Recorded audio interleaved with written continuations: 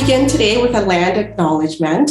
The University of Alberta acknowledges, and I acknowledge as well on behalf of my teammates, that we are located on Treaty 6 territory and respect the histories, languages, and cultures of First Nations, Métis, Inuit, and all First Peoples of Canada, whose presence continue to enrich our vibrant community. We are so privileged to be here today. And so we want to say a big thank you to the team that has organized this event, as well as, of course, to our audience who made time to join us for today. And of course, we also want to thank our own team right here at the Faculty of Engineering, the co-op program. That's where we are situated on campus. And again, it's an honor for us to be here today to share with you on how we can, or how rather we have created a new normal for work integrated advising. And so I will humbly ask the panelists today. Today I will be facilitating, and with me are two colleagues who will be the panelists who hold all the expert information. And so if you can please introduce yourselves, panelists. Okay, so I will go first. So thank you everyone for attending our session here today. So my name is Amanda Tam and my pronouns are she and her. I've been a program advisor with the Engineering Co-op Office for about almost a year and a half here. So prior to my career at the university, I was working as an HR generalist with a local nonprofit. I also hold my designation as a chartered professional in human resources. And a little fact about myself is that I actually graduated as a co-op student from the Alberta School of Business myself. So I've been on that receiving end of receiving student advising from some amazing coordinators back in the Faculty of Business. And so I find that it's something that's really motivated myself to, get into student advising myself, because it's really impacted me throughout my personal as well as my professional career. And it's also a bonus that no student is the same and that everyone, brings their own strengths to the table. All right. Good morning, folks. My name is Fred Mills. Similar to Amanda, I too am a program advisor in the Faculty of Engineering in the Department of Cooperative Education. My pronouns are he, him. I'm a multi-generational settler Canadian. I'm very happy to be here with you all today. Thank you for this opportunity to talk a bit about what we do in the co-op program itself when we work closely with students. I look forward to having a great conversation here at the end. And just thanks everyone for showing up. Really do appreciate it. Yes, and so as Amanda and Fred introduced themselves, I realized I didn't actually do a proper introduction. So I am one of several employer relationship managers here within the Faculty of Engineering co-op program, and I've been in higher education for quite a few years, but my role within the team is to help to bring some work to the students. I love it because these are students who are excited about future prospects. And so it's an opportunity for me to also impute and to journey with them as they make their career development plans.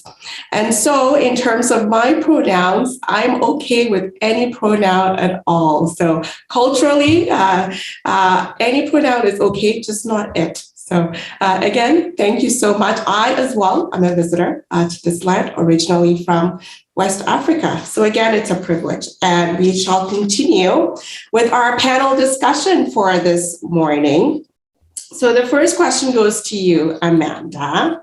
Please tell us about, or rather tell the audience about the team as a whole in engineering, and of course, what program advising is all about. Of course. So I think it's important for us to give a little bit context about what the Faculty of Engineering is. And so engineering students, after their first qualifying year, they're actually either admitted into the traditional stream or the co-op stream. So our team works directly with students who have been admitted into the co-op stream. And so what's different for these students is that in addition to their academic studies for their degree, they also participate in 5 additional additional 4-month work terms of paid work experience. So that's a little bit about how our co-op program works. But to kind of get into the specifics about our co-op engineering team, so we are actually a team of 17 members, and I do see quite a few of you here, so thank you for attending. So some of the roles in our co-op team includes the administrative staff. So they are the people who are, once you walk into our office physically, or if you reach out to us by email, they are the people who will be your first point of contact. And then another prominent role within our team are the program advisors. So that's the role that me and Fred are currently in. So we are the people who do advise co-op students in all areas related to career development. And then it's also important to note Anita's position, which is the employer relationship manager position. So these folks, they do network as well as develop partnerships with employers to help us find suitable placements for our co-op students. And to really kind of, also show what the impact of the pandemic has been, I think it's important for us to talk a little bit about, how our office operated prior to the pandemic. So it was really an open door policy. So students would come into our office, they would drop by in person, and it was a first come, first served basis. So this meant that anyone who kind of had their door open or who was attending to another student, the student would then, drop in to see whoever was available at that time. And we talk about, creating a new normal. That's the title of our presentation here. So as a result of the pandemic, we've actually had to transition all of our advising services online. And so the advising service that we refer to will be called the virtual office. And so what we did was we created a Google Meet chat link that students are able to hop onto via either voice chat or video conferencing during our operating hours. And they could ask, any questions that are related to their engineering co-op program. And a co-op team member, which is one of our program advisors, will be the ones to answer those questions. And it is an accessible virtual service for co-op students who can be located anywhere as long as they have a stable internet connection to get onto our Google Meet. And during the summer of 2021, we actually expanded our operating hours a little bit. So we did host evening virtual hours for international students as well as students who might have had challenges to visit us during our regular operating hours. Thank you so much, Amanda. So Fred, the next question goes to you as we continue with this discussion. So how does the role of a program advisor in the field of work integrated learning relate to pedagogy? And is it really teaching? Yeah, those are great questions. Thanks for them. So I guess I'll, of course, start with the first question first, talking about our pedagogical approach to the role of advisor generally, and then what it is we do in the VO specifically. So we as program advisors take as our starting point that though we are growing subject matter experts, we of course understand that professional development is an ongoing and continuous process. We take seriously and sincerely our role as a co-learner, as a co-creator of new willed work integrated learning possibilities with our students. We are both along on the same journey with the same end goals in mind. We, pedagogically speaking, we uniformly and summarily reject behavioralist pedagogy, which positions ourselves, us advisors, as the sole authority figure in the virtual office during our interactions with students. Now, of course, don't get me wrong. I mean, there are, of course, policies and rules that students, they need to follow. There are certain non-negotiables set by the university, by the faculty, and by the national body, which indeed accredits our work integrated learning program. This might show my age a bit, but we're not a Burger King. Students can't simply have it their way. There are some rules and policies which we do have to follow. So it's not entirely conversational.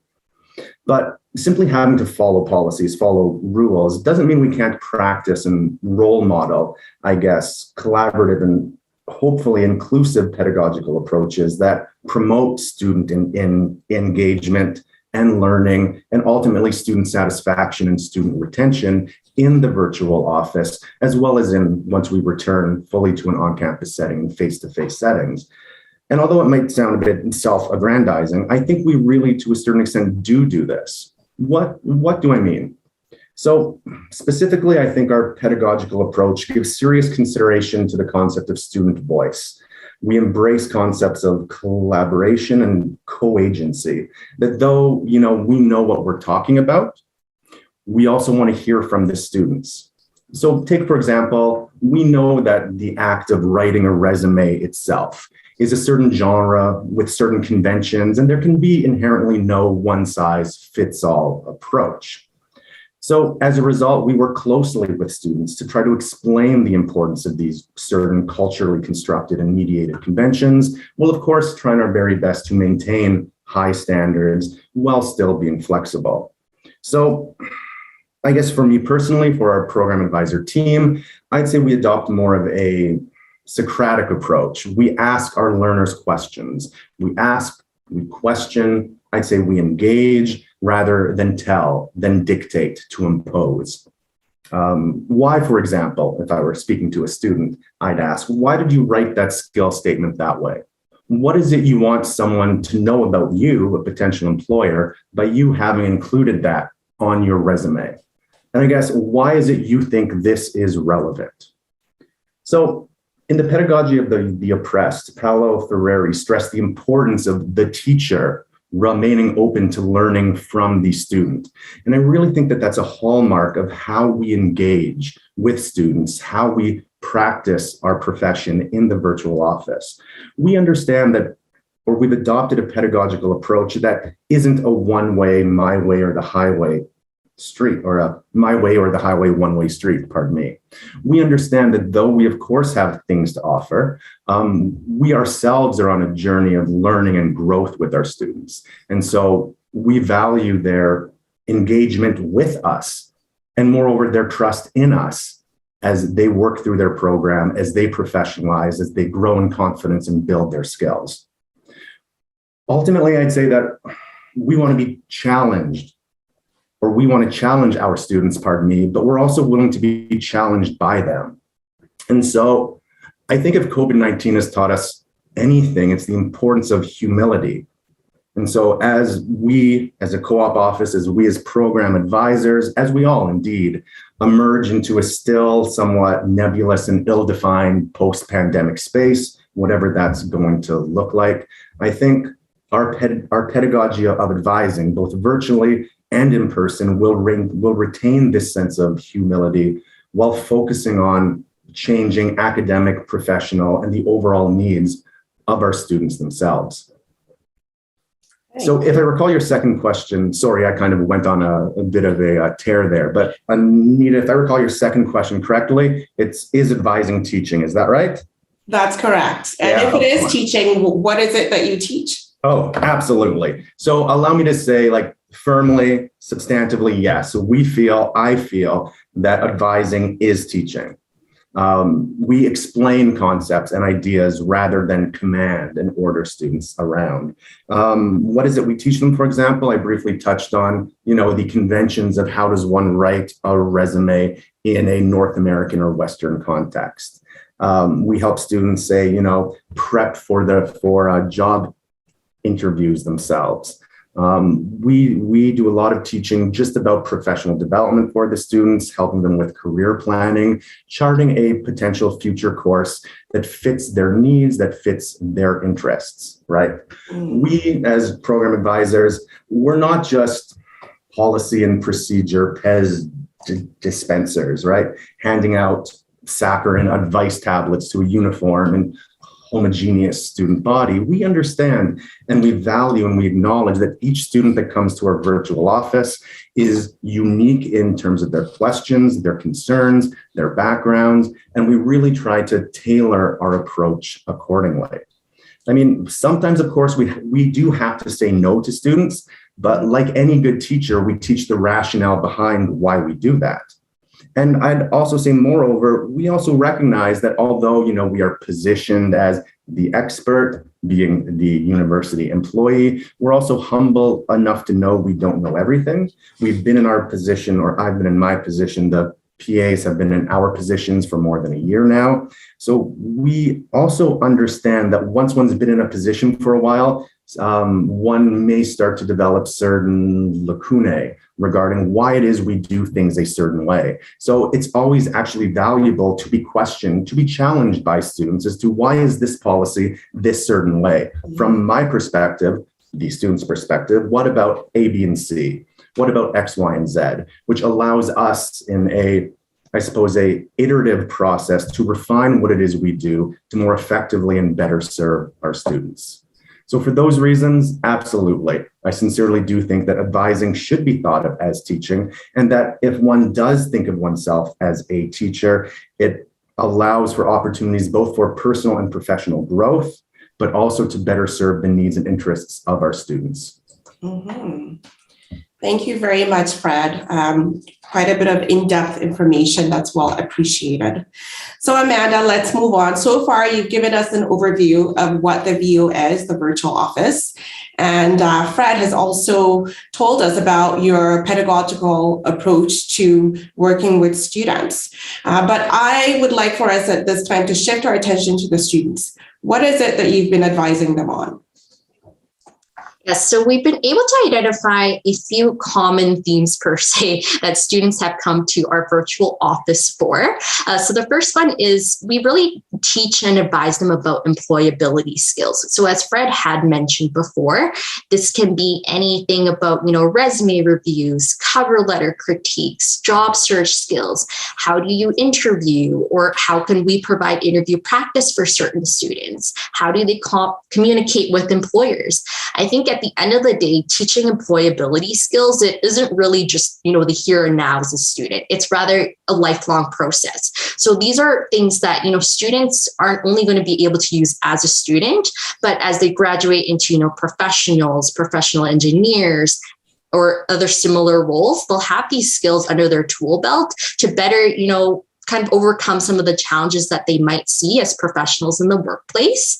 And a few other common themes that we found are students do come into our office to discuss co-op requirements. So this could be anything from what is an acceptable placement, what are some, required hours of work that they need, how do they apply for co-op, what are some deadlines and important dates that a co-op student needs to know about, or overall even what are the co-op student expectations that they have to meet as a worker in, the workplace. As well, we do provide advising based on course selection resources. And so sometimes, as Fred had mentioned previously, sometimes we're not the experts in certain fields. So sometimes we also have to, connect with other University of Alberta departments to make referrals on how to best support our students and the current situations that they're in. As well, miscellaneously, we want to say that there's nothing that's really off the table in terms of a question to ask us. So we're here to listen to every individual situation that students have.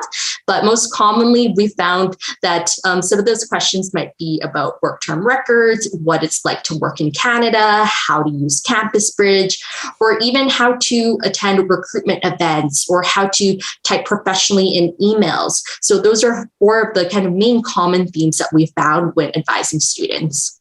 Thank you very much for sharing that with us, Amanda. So Fred, on to you with our next point of discussion. Can you share some statistical data? We know, as Amanda mentioned earlier, that the virtual office came into existence with the rise of the pandemic.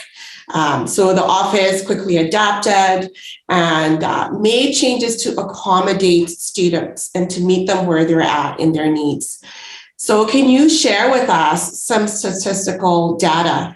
How beneficial or how helpful has the virtual office been in terms of providing, advising, and continuing to instruct the students? Yeah, I sure can. Thank you. I'm also cognizant, as one of my colleagues reminded me back in the fall term, that not everybody loves numbers as much as I do. So I'm not going to drone on here. I'm not going to remind anyone of that Ben Stein, the teacher from the Wonder Years, if that rings a bell for anyone, about just droning on ceaselessly with facts and figures here. So I'll just give you a broad, survey view. Ooh, I see in the comments someone loves numbers. Excellent. We shall talk after. But for the time being, we're just going to do a nice big broad overview of just to give us all a bit of a sense of who's using the virtual office and to what extent. So for those of us who attended the opening student conversation yesterday, I think it was Rhythm who mentioned something along the lines of individuals need to feel a sense of belonging and that they need to feel that they can be invested in their own education, that they can be invested in their own success. Mm-hmm. To that, I would also add that students see a value in seeing their educators invested in their success, which I really think the virtual office at its heart, it's a show of investment, concern in our students. It's showing them that we are there for them. We're trying our best to meet them where they're at when it's convenient for them. So a bit of an overview since it started. So as we can see, we started in April 20. Here we have a quick and dirty Excel table in front of us where we can just see a month over month use of the virtual office itself. Of course, as soon as COVID hit, the virtual office was put into place. And as we can see on the graph here, a massive upswing in just use of students right off the bat. This is unfortunately due to the fact that a lot of co-op positions had to be canceled due to the public health crisis of COVID-19. A lot of work dried up for our students. And so the virtual office itself, it's simply being there was an incredibly valuable resource and allowed the co-op office to communicate with students, to essentially crisis manage. To show students we're still invested in their success. Yes, COVID is absolutely not ideal, but we are there as a touch point to continue to be of service to you. The virtual office itself was revivified in February 2021 with the arrival of us program advisors. And as we can see, overall, in the virtual office, we've had more than 1,300 student visits from April 2020 to March 2022. For what it's worth, students appear more inclined to use the virtual office in the afternoon. So usually, from 1 to 4. I'm not sure what that says about students enjoying sleeping in, but regardless, it's simply a resource that's convenient for them. It meets them where they're at. They can use it when they want. And I think, moreover, that the virtual office itself is a relevant service for students. In 2021 alone, we had 582 student visits in the virtual office, which in terms of the total number of students out on co-op work term positions works out to about 25%. There isn't anything compelling students to come to the service itself. Students have to inherently see a value in tapping into us as a resource. I think the fact that a quarter of students voluntarily come to us to seek our advice, to seek our counsel, I think that speaks to the relevance of the services which we offer. And I think it speaks to the potential of the virtual office as a reimagining of teaching and learning in a new way as we move into a post-pandemic space. Thank you so much. So what would you say is usually the busiest time in the virtual office? And does it have any reflection on what students are going through? Yeah, thanks for the follow-up. So absolutely, you do see, I guess, peaks and valleys in student engagement with the virtual office, depending upon the rhythms of employer hiring cycles. So for example, in January, in May, and in September, those are when we start our recruitment cycles for the summer, fall, and winter work terms, respectively. So of course, it's those times where our services are most relevant, when we are most germane to meet the needs of our students. So certainly in terms of just the ebb and flow, those 3 months in particular are when we see the most foot traffic. And indeed, in January 2022, we worked with over 120 students in the virtual office itself, which other than April 2020, during, when COVID was still something new, that was 120 in January 2022 is the highest number of students we've seen in the virtual office to date, other than April 2020. Our growing numbers over time, I think, demonstrate the fact that our service is relevant. It's convenient for students. word of mouth advertising, I think, is getting around that, hey, you have questions, you have concerns, you simply want someone to talk to about your co-op program, some career advice, go to the virtual office. Those folks know what they're talking about and can help you out.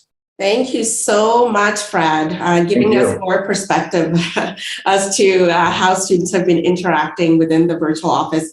Now, I'm more curious about the kind of reception. So can you share with our audience today how students have responded? What kind of feedback have you been receiving, Amanda? So our virtual office is actually a link set up onto Google Meet. So a student could, pop into our chat via voice or via video conferencing as well. And then a program advisor staffs the office. And for any questions related to our co-op program, the students are able to hop onto that link and ask us program advisors regarding it. So I hope that answers your question, Angela, a little bit there. If you have any follow-up, definitely feel free to throw it in the chat over there. But going back to Anita's question about how students have been receptive to the virtual office and some of the feedback that we have received. So I want to say that we're in the process of making more official plans in terms of surveying and getting official feedback from students on how to improve some of our processes and the virtual office in general. However, I want to say, based upon the stats that Fred just mentioned previously in the past couple of slides there, we want to say that there's kind of that onwards and upwards trajectory in terms of the progress that we've had for the virtual office. But so far from students, it's been very receptive and very positive. So I just want to share a few, direct quotes that I've received from students. So they include: a student has shared with us that it's been a very helpful and responsive resource. It's great having someone to reach out to. The virtual office has been a really helpful online tool, especially while on an international work term placement. It's been convenient not having to wait for an email response. The program advisors are also quite involved at length and knowledgeable when having questions about hiring processes. It makes us not feel completely alone. So I think overall, some of the statements that I just read to you, a common theme that we have between all of them is that students really enjoy the synchronous aspect that our services provide. So it's real time, it's humanistic, especially during a time where the pandemic, where a lot of things are unknown or that students are feeling unheard. So overall, it's just a very human touch and very real-time answers that they're able to get over email or instead of email. Wow. So, I must say so far in this discussion, everything sounds very rosy, but I'm sure you've had some challenges. So if you had to do a SWOT analysis, how would you evaluate your strengths, your weaknesses, the threats, and the opportunities? So we'll start with you on this one, Fred, if you can address two of them, and then Amanda, you address the remaining two, because we want to know. So what are some of the strengths of the virtual office? Well, as I see it, as we see it, I think the virtual office allows students to access our services, to access our counsel, our advice when it's convenient for them. We sincerely try to meet students where they're at in terms of both convenience and flexibility. As Amanda just hinted at, the VO also offers, I guess, a personal and a human element to our professional practice. Students don't have to have their camera on when they come into the virtual office, but if they do, and of course, completely up to them, it allows us to read, I guess, the nonverbal forms of communication, right? That how is a student actually feeling? Are they stressed? Are they worried? Are they concerned? So it allows us to make evaluations and judgments to gain more information than we would have just based upon an email interaction itself, which of course we still do get. And then of course we answer as promptly as possible. But the virtual office itself allows us to build credibility with our students. And once we build that credibility, once we establish ourselves as a trusted resource, we can then use those relationships in order to advise more effectively. Students, I dare say, are going to be more willing to perhaps open up, to be more honest and forthright about maybe some concerns they're facing with their program, or perhaps even in their personal life. And then we can advise accordingly and then direct them to the appropriate supports and help that's available on campus. Anecdotally speaking, regarding strength, I'd say that students who come to the VO are more likely to be repeat and return users of the service itself. So I would say that one of the strengths of the virtual office is that it allows us to build a virtuous circle of trust and professionalism itself that is based upon a mutually reinforcing benefit. The students hopefully get sage advice, they feel heard, they feel valued as a member of our engineering community. For us as teachers, as advisors, it allows us to build those relationships to better advise, to better help and aid our students now and in the future. If I had to think about some of the weaknesses of the virtual office itself, I would say one of them could potentially be that students might not know about it. Of course, word of mouth advertising is always great. Students, if they have a great experience, they're going to tell their student colleagues about, hey, have you heard of this resource? But that's not necessarily always a guarantee. So the co-op program itself, we've recently, constituted a communications team, and they're simply working on getting out the message to our students that there is this resource there. It is of value. We encourage you to take advantage of it. And I think referring back to the stats themselves, our increasing upward use trajectory, I think students are seeing value to it. They are using our service in ever increasing numbers. One of the potential weaknesses as well, as was already hinted at, was this concept that, we're based in Edmonton. We kind of have banker's hours, a 9 to 5 type schedule. And that simply doesn't necessarily work for all students, particularly students who are out on their work terms. Also, particularly students who, at the height of COVID-19, weren't able to return to Canada and were perhaps as international students working in their home countries. So in response to this particular weakness, we actually instituted a pilot program. We had the virtual office available in the evening hours in Edmonton itself, simply so that more students could avail themselves, could ask those questions, could feel valued in a time that was more convenient for them, that fitted their schedule. So I think that just further speaks to the relevance of the virtual office itself, and our strong desire to meet students where they're at. Thank you. So Amanda, if you can add, what were the opportunities and some of the threats that you've observed? Yes, of course. I also wanted to add on to Fred's, strengths as well, as that our office, one of our goals is to, as Fred said, make students feel really heard and valued. So I think our goal at the end of the day is, I think in traditional environments, some students might feel overwhelmed by being, a number in a class full of 400. So an advantage of our virtual office is that we really develop some of these personalized relationships with students and really understanding what their situations are, rather than just, you're an ID number on paper or your GPA based on what's on your transcript. It's the fact that they're, so much more, and that they could offer so many different things more than what, is on papers. But I wanted to add there as well. And so I'll jump into the opportunities and threats here. And so an opportunity that we did see upon, performing a SWOT analysis is that we've still been able to maintain an open door policy. So as I had mentioned previously, pre-pandemic, it was an open door policy physically in our office, but virtually, the virtual office also allows for students to come in as well. So students can hop onto our virtual office at any point in time, of course, during our operating hours.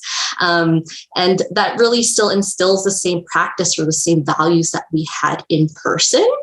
And the second opportunity that we found was it still is able to provide a sense of belonging, as well as the normalcy that maybe we haven't seen conventionally with other things in COVID. So there's the virtual office where a lot of things felt really out of reach, right? But if students could jump onto the virtual office, they could still reach out to their co-op program advisors to answer their inquiries about, what they've currently been struggling with. And another opportunity that we found is a hands-on approach. So the VO still really provides a hands-on, coaching approach for students. So not only are we able to advise via, voice or chat, but we're also able to share things on a screen, or we're able to show a link in the chat text box, or maybe we throw it back to the student. Maybe they have a document that they want to share with us or for us to review. This allows that, as I mentioned, that synchronous or that kind of instant answer or close to an instant answer that we're able to explain to students with by utilizing a hands-on approach so that they're better able to share their needs, and that as well, so that we could better understand what their needs are as well. And so going into the threats now, we want to say that privacy could be a concern for us as well. So that's both from our service provider end as well as from the student receiving end. So from the service provider end, so as I had mentioned previously as well, students are able to drop by into our virtual office at any point in time. So there could be another student already in the office while another student decides to drop in. So that could be a privacy concern in the event that maybe we don't notice, or maybe the student is sharing something confidential and they get interrupted. And so for us, it's just making sure that it's a really safe space for students. And I want to say, 10 out of 10 times, if we do have another student that pops on while we're meeting the needs of one student, we politely just tell them to come back and return in about 5 to 10 minutes. And every student has been very receptive and responsive to that. But that could be a concern or a threat to our services.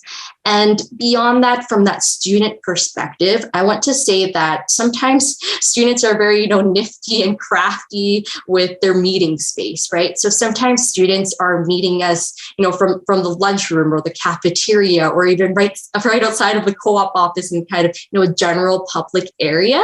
So we want to say that that could also be a privacy concern, as other students might be close by, or they might be sharing something, confidential that, other students or other people walking by might hear. And then there's also the fact that students could be reaching out to us via, at home.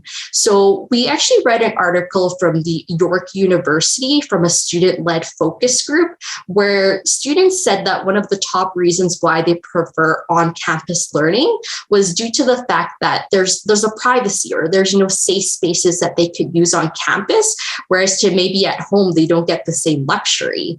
And so for us, when it was safe to do so, we made sure that we were inviting students to come use our interview office space so that they would have a safe place to jump onto our virtual office, or to kind of handle whatever challenges that they're experiencing on campus. And then the last thing as well that we saw as a potential threat to our virtual office is what we would call kind of student disclosure. And so students, depending on, what they disclose to us, we can only advise based upon what they share with us, right? And so a lot of these visits, we like to say that they're sporadic and they're not necessarily planned, and they're more so isolated micro teaching moments that we would like to say. And so if students aren't sharing, that big picture, so if they're not sharing, let's say, if there's a financial implication to whatever they're going through, and they're only talking about, one other aspect of their challenge, that it might not give us the big picture. And this really dictates the advice that we can give, right? Like, we only know what we know. And if students aren't willing to share, everything, or sometimes students from their own judgment, they might say, I didn't think that this was an important factor, whereas that could be a very important factor in what we advise to them. So that could definitely be a threat to our virtual office. So Fred, I will give you that final question that goes to you. So recently in the Chronicle, there was an article that asked faculty members to share their student disengagement experiences. And more than 100 of the people wrote to describe how disconnected students have been. And some of the words used to describe them were exhausted, defeated, overwhelmed. So given that there's this kind of disengaged era that's going on due to the pandemic, how does this virtual office that you've implemented, how does it prompt student engagement? Yeah, thanks for that. So I'll be quick here, of course, cognizant of time. Of course, COVID-19 has been awful for a lot of people. These reports of being exhausted, defeated, tired, overwhelmed. I would also say probably reflective feelings or the feelings of a lot of teachers as well, which is why I think we as advisors find the virtual office space energizing for us too, for the following reasons. It allows us to form relationships with students. Then, of course, students can also form relationships with us. We're not just an anonymous email address. Students can actually put a face and sentiment to the advice which they receive to really allow a two-way conversation. And then as a result, I think it empowers students. Again, they can come access our services at times which are mostly convenient for them. So as a result, it fosters a sense of autonomy. Students have choice. Students can use us to the extent which they feel comfortable. Hopefully, once they do use our services, their comfort, their trust, their confidence in us grows. So the virtual office itself, I think, is something that's really valuable in terms of both combating this exhaustion and defeat and just a general malaise, which our students are feeling, but also which our teachers are feeling as well. I personally feel energized when I interact with students. That's why I'm in the job I'm in. I truly feel passionate about helping students. I simply enjoy the type of work. And so getting to see them face to face, it's a substitute for email. And I feel it allows both parties, the teacher and the student, to really make meaningful connections in a time of trauma and global turbulence. And I just want to summarize by saying that we always keep in mind equity, diversity, inclusion in our work. And we're not limited, of course, only to students on a work term or students who are studying in Canada, but our students are all around the world from varying cultures. And so it's very important that we keep this in mind when we are advising them, because they all have varying needs. It's very important for advisors to be well prepared with information, resources, and a willingness to espouse flexibility. And of course, some of them prefer in-person advising versus others still wanting to maintain that opportunity to meet virtually. And so we want to maintain that flexibility. And the question ultimately is, how can we strike a balance and make sure that all the varying needs of students are being met?